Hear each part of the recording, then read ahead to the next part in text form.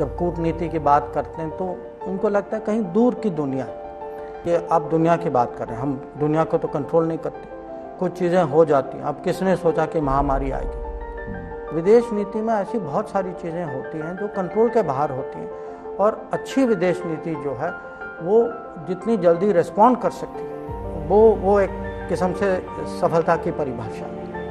और विदेश नीति में सोच भी होती है, एक किस्म से एक रणनीति होती है। जैसे अब प्रधानमंत्री शुरू से 2014 से मोदी जी की सोच है कि जो हम कहते हैं नेबरहुड फर्स्ट, सब देशों को भी आपने इसमें जोड़ लिया, सबका साथ सबका विकास। पिछले 9 साल में जो विदेश नीति है उसमें हम प्रधानमंत्री मोदी की एक अलग छाप देखते हैं, एक स्टैंप दिखाई देती है अलग से, जिसमें ऐसा लगता है कि भारत अब अपनी शर्तों पर काम करने के लिए तैयार है, और उसके लिए अगर आप किसी को नाराज भी करना चाहें तो आप कर देते हैं, अपनी बात स्टर्नली आप रखते हैं। ये जो कन्विक्शन है ये कैसे आया? देखिए, देश भी बदल गया है, प्रधानमंत्री भी बदल गए, और विदेश नीति तो फिर स्वाभाविक है, तो विदेश नीति भी बदलेगा। आप बहुत ही खरी खरी सुनाते हैं, खास तौर पर पश्चिमी देशों को। आप जानते हैं कि तेल लेने में कोई प्रतिबंध नहीं था, कि जो पश्चिमी देश जो थे वो खुद ले रहे थे, गैस भी ले रहे थे, तेल भी ले रहे थे, अपने टाइम टेबल पे ले रहे थे। तो मुझे लगा कि खुद तो ले रहे हैं और फिर आपको ज्ञान दे रहे हैं, कि आपको कह रहे हैं कि भाई आप नहीं। ये मुझे लगा कि इसमें एक किस्म से डबल स्टैंडर्ड है। जब आपको पब्लिक में लोग टोकते हैं तो पब्लिक में जवाब देना होता है। मुझे जो है भारत के हितों के मुताबिक मुझे विदेश नीति चलानी, खासकर इस मामले में। असली विदेश मंत्री आप हैं या मोदी जी हैं? आपका सवाल जो है एक किस्म से गलत है। असली मंत्री में सोच किसकी, विजन किसकी, स्ट्रेटेजी किसकी, वो अलग सवाल है। लीडर्स जो हैं फॉरेन पॉलिसी में रुचि क्यों लेते हैं? इसके 2 कारण। एक तो इसकी प्रोजेक्शन होती है दुनिया में, दूसरी बात फॉरेन पॉलिसी जो है इसमें अलग अलग इसके पहलू होते हैं, कि इसमें डिफेंस भी है, इकोनॉमिक भी है, टेक्नोलॉजी भी है। तो किसी को एक किस्म से ये धागे जो हैं इसको you have to pull it together. तो ये काम जो है ये तो स्वाभाविक है, तो हेड ऑफ गवर्नमेंट, प्रेसिडेंट हो कुछ देशों में या प्रधानमंत्री हो, वो ही करेंगे। तो मैं कहूँगा विजन जो है वो उनका है। जब उनका शपथ ग्रहण हुआ 14 का, उस समय उन्होंने निर्णय किया कि जो पड़ोस के नेता जो हैं सबको बुलाएंगे। मैं उस समय वाशिंगटन में था, मुझे पता भी नहीं था कि ये होने वाला है। हम जो फॉरेन पॉलिसी वाले जो थे, जो प्रोफेशनल डिप्लोमेट्स जो थे, हम में से किसी ने ये नहीं सोचा कि पड़ोस के नेताओं को बुलाएं। मैं उसको एक उदाहरण और देता हूँ आपको। अगले साल जो पहली बार जो हमारे राजदूतों की सम्मेलन जो होती है, हर साल होती है, तो उन्होंने एक टर्म यूज़ किया, ये था अंग्रेजी में लीडिंग पावर।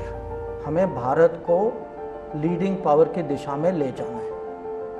अब लोगों को लगा भाई ये लीडिंग पावर की क्या बात कर रहे हैं, अब आप इसको 9 साल आगे ले जाइए, आज की भारत देखिए और मुझे बताइए कि आज हम लीडिंग पावर की दिशा में जा रहे हैं या नहीं।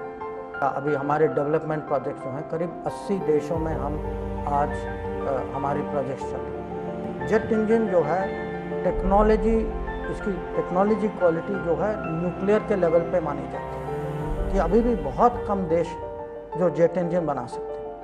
एक देश को टेक्नोलॉजी शेयर करना जेट इंजन में, ये तो बहुत ही, मैं कहूँगा कि बहुत बड़ी बात है, बहुत बड़ी बात है। माने 1 केस आउट ऑफ हंड्रेड्स। अब मैं दूसरा उदाहरण देता हूँ आपको। ये आज आप जानते हैं कि एक बहुत बड़ा विषय जो है ये सेमीकंडक्टर के जो कहते हैं चिप्स वॉर, कि ये आर्टिफिशियल इंटेलिजेंस की दुनिया है। सेमीकंडक्टर का मालिक है, जो मास्टर कर सकते हैं, वही लोग शक्तिशाली होंगे। और इसमें जो है अमेरिका तो है, चीन है, यूरोप है, ताइवान बहुत बड़ा प्लेयर है। अब पिछले साल सरकार ने तय किया था कि हम सेमीकंडक्टर मिशन शुरू करेंगे, क्योंकि भारत में भी ये क्षमता होनी चाहिए। अब ये बहुत मुश्किल काम है, बड़े इन्वेस्टमेंट में इसमें, और इसकी टेक्नोलॉजी भी बहुत स्पेशल है। अभी जो है ये लॉन्ग टर्म गेम है और मुझे लगता है ये गेम हमें खेलना चाहिए। एक समय था कि हमें लगता था अरे बड़े देश खेल रहे हैं, हम थोड़ा दूर रहें। अभी है कि अच्छा चलो उनके बीच में कंपटीशन है तो चलो हम भी जाते हैं उसमें, देखते हैं हमें क्या मिलता है, और हमें वो विश्वास है कि हम गेम खेल सकते हैं। और इसमें जो है अगर हमारा भला हो, हमारे यहाँ टेक्नोलॉजी आए, हमारे यहाँ इन्वेस्टमेंट आए, हमारी क्षमता बने, इसीलिए मेरे लिए जो है मेक इन इंडिया, आत्मनिर्भर भारत, ये सब आज फॉरेन पॉलिसी के भी पहले। Are you a remote controlled minister? माने रिमोट मेरे हाथ में है, किसी और के हाथ में? मेरी पूरी जिंदगी जो है इस मिनिस्ट्री में कटी, और अब 46 साल, हाउएवर गुड और बैड यू आर, कुछ तो सीखा होगा ना। So my problem is actually reverse, जो आप कह रहे हैं कि मुझे अपने आप को याद दिलाना होता है कि भाई अभी आप सेक्रेटरी नहीं हो, please pull back a bit, जो let the professionals do their work. You feel you have a backup? I feel today I am taking a bigger picture.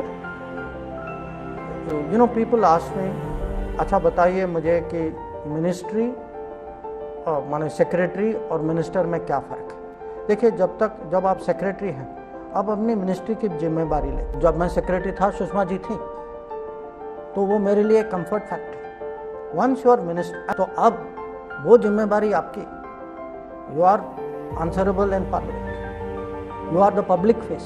2019 के जयशंकर और आज के जयशंकर में फ़र्क क्या है?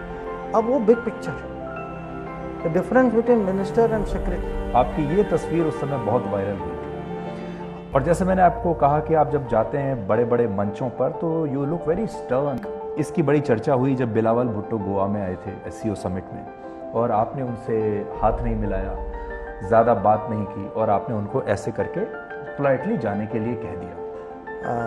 एक तो डिप्लोमेसी में क्या होता है कि बॉडी लैंग्वेज से आप जो रिश्ते जो हैं, उसकी जो क्वालिटी, उसकी टेम्परेचर आप दिखाते हैं। उस समय क्या हुआ कि वो आए थे SCO की मीटिंग।